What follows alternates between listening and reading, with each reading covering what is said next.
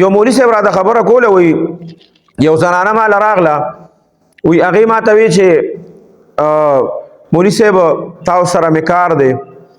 وی ما ورته وی چې صحیح ده مونږ چونکې پرده وی لګېدلې وه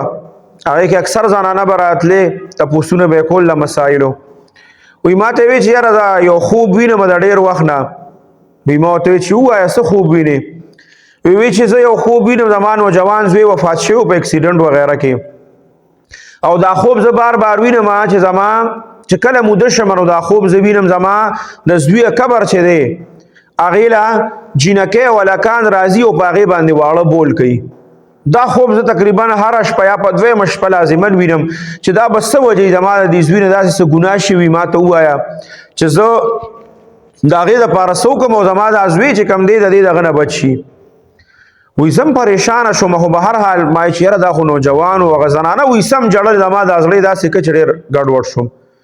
وی به هر حال ما ورته وی چې زه صحیح ده زه معلومات وکړم وی د هغه هلک چې د هغې دا زوی څومره ملګري و د هغې نه ما معلومات شروع کړم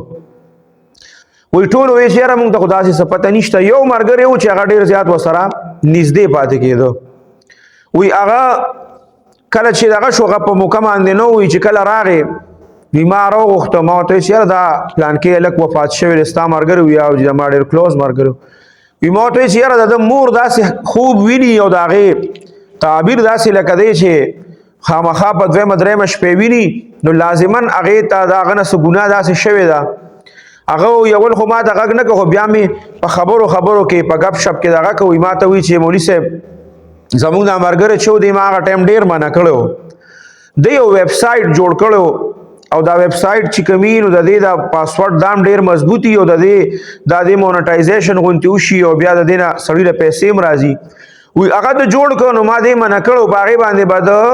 دا فحش ویډیوګانې او تصویران او دا به یې اپلوډ کولو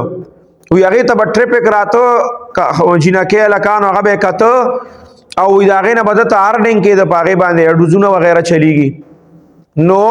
وی د اماده ته دې منع کړی مو خو د هغې هغه د جوړ کړی د هغې پاسورډ هر څه هغه سره وي چا ته پته نه وه وی په دې کې دې په حادثه کې لاړه وفات شو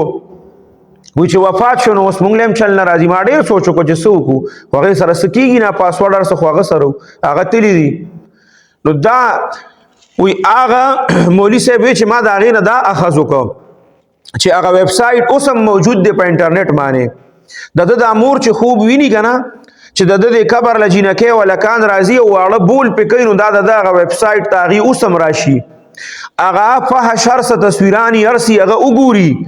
او بیا چې هغه وګوري نو دا مور له په خوب کې راشي چې هلکان او جینکۍ راځي او د ده په قبر باندې واړه بول کوي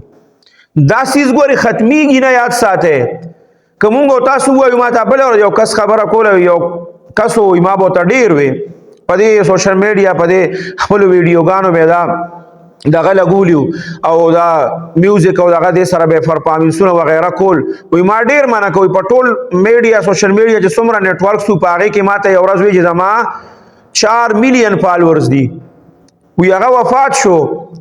وی هغه دغه زه اوس هم کولو کوم وی کله ناکله ګورم چې یاره که دا چا ډیلیټ کړي نو ښه به وي اوسه پورې چلیږي وي هغه په قبر کې پروت دی نو دا به د مرګ نه بعد دا څیزونه په مونږ پسې راځي ګوره دا داسې ګناه ده چې دا زمونږ د مرګ نه بعد هم نه ختمیږي ډېر په احتیاط په دې معنی کار کول پکار دی یو پوسټ کول پکار دی یو ویډیو کول پکار دی یو میسج مخکې لیږل پکار دی که دروغ ووایې هغه ستاره پوره زندګۍ بیا که ډیلیټ کړي نه بس هغه به پراتی خلک به شیر کوي او تا پسې به قبر ته د هغې ګناه در رسي